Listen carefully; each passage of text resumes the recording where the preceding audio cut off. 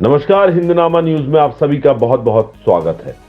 खबर रीवा से है, जहां सूबे के उप मुख्यमंत्री राजेंद्र शुक्ल ने जनहित से जुड़े विभिन्न कार्यों की प्रगति की समीक्षा की एवं आवश्यक दिशा निर्देश दिए। इस कार्यक्रम में आपको इसी विषय में बताने वाले हैं।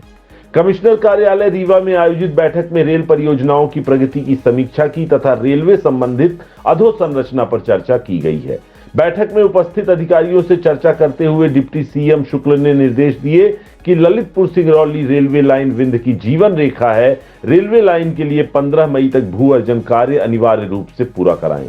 साथ ही रेलवे लाइन के सभी बड़े निर्माण कार्यों का टेंडर भी 3 माह में जारी कराएं। बता दें कि गत दिवस डिप्टी सीएम ने फाइलेरिया उन्मूलन अभियान के तहत दवा सेवन अभियान का शुभारंभ किया।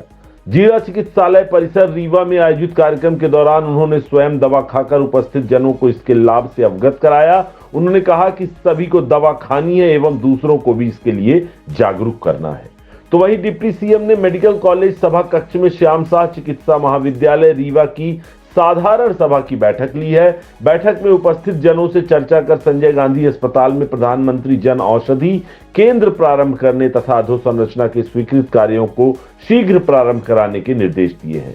उप मुख्यमंत्री ने कहा कि बैठक में विभिन्न विषयों पर चर्चा हुई, जैसे कि अधोसंरचना के हिसाब से आने वाले 30 वर्षों के हिसाब से कैसे विकसित किया जाए, ज्यादा से ज्यादा सुविधाएं मरीजों को मिल सके। डॉक्टर्स के आवास की योजना के विषय में भी बात की गई है।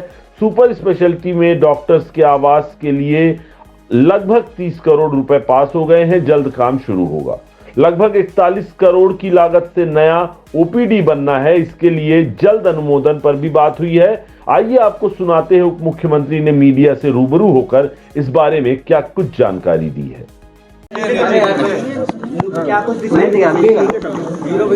मेडिकल कॉलेज की सामान्य सभा की आज बैठक हुई है, जिसमें कई महत्वपूर्ण विषयों पर चर्चा हुई है। यहाँ के अधोसंरचना को कैसे और आने वाले 30 वर्षों के हिसाब से विकसित किया जाए, कैसे यहाँ पर ज़्यादा से ज़्यादा सुविधाएं बढ़ाई जाएं, हमारे डॉक्टरों के आवास की भी व्यवस्था की जाए और जिससे कि एक आदर्श मेडिकल कॉलेज और उसका अस्पताल के रूप में ये स्थापित हो सके। इसके लिए लंबे समय से जो कवायद चल रही थी उसमें कई निर्णय भी हो गए हैं, जैसे कि सुपर स्पेशलिटी के डॉक्टरों के आवास के लिए लगभग 30 करोड़ रुपए मंजूर होकर उसके काम शुरू करने की बात कही गई है। नया ओपीडी बनाएंगे 41 करोड़ में, उसके भी अनुमोदन जल्दी हो जाए, इस पे बात हुई है। और नए पद सैंक्शन हो गए हैं, 34 पद नियमित जिनकी कमी सुपर स्पेशलिटी में महसूस की जा रही थी, उनके पद भी सैंक्शन हो गए हैं।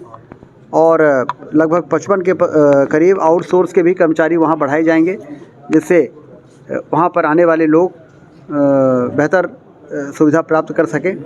सुपर स्पेशलिटी को भी 250 से बढ़ाकर 400 बेड करने के लिए 26 करोड़ रुपए जो कैबिनेट ने मंजूर की थी, उसके भी आदेश आज प्राप्त हो गए हैं, उसके टेंडर तत्काल लगाए जाएंगे। इस प्रकार से आदर्श स्थिति मेडिकल कॉलेज की और हमारे अस्पतालों की रहे, इसके लिए जो ज़रूरी गैप है उसको पूर्ति करने की संबंध में आज चर्चा हुई है।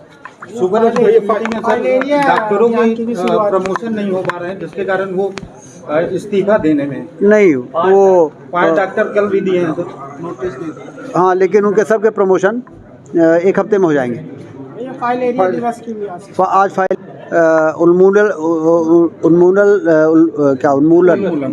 उन्मूलन कार्यक्रम की आज शुभारंभ हुआ है और हमने भी दवाइयाँ खाई हैं, जिससे कि लोगों में एक जागरूकता है।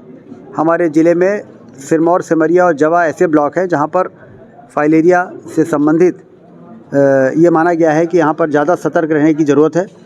लेकिन यदि ये दवाइयाँ का डोज ले लिया जाए 2 वर्ष से ऊपर के से 5 वर्ष के बच्चों में 2 प्रकार की दवाई और 5 वर्ष से ऊपर के लोगों में 3 प्रकार की दवाई एक बार ही लेनी पड़ेगी। तो फिर इस गंभीर बीमारी से हाथी पाँव के रूप में जिसको जानते हैं, उससे लोग बच जाएंगे। ठीक।